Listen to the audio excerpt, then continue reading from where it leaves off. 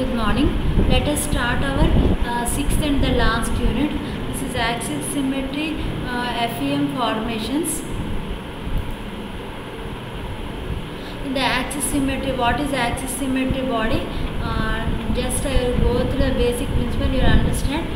Suppose you take a cylinder cone, one axis, it is axis symmetry. It can rotate by itself.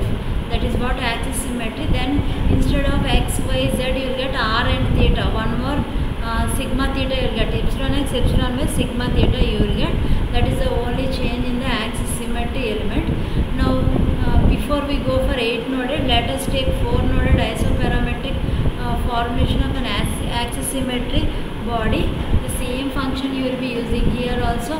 We will be taking local coordinate. We will be matching it to global, that is connecting it to global coordinate. Then that global coordinate will be connecting it to shape function, and entire thing we will be writing in terms of epsilon x. Epsilon x is equal to that global that shape function will be some function of displacement. Now the conversion of the local to global coordinate and the shape function displacement will be connecting it to strain. Finally we will get a B matrix. With the help of the B matrix we will get stiffness matrix. K is equal to triple integral B transpose CV. That's all.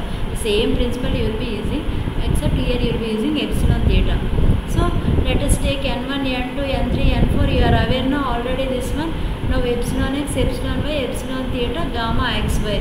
So here only one thing you should remember. Your epsilon theta will be connected to 1 by x. That is u by x. Epsilon theta is equal to u by x. That only you should remember. All others are known to you. Right? Now you have a converting matrix, Jacobian inverse from local to global. Local to global. Then you will have epsilon x, epsilon y, gamma xy. Then one Jacobian inverse. Then global matrix dou u dou r. Again this dou u r dou r related to shape function to u1, u2, u3, u4. Right? Similarly your epsilon x is equal to 1, 0, 0.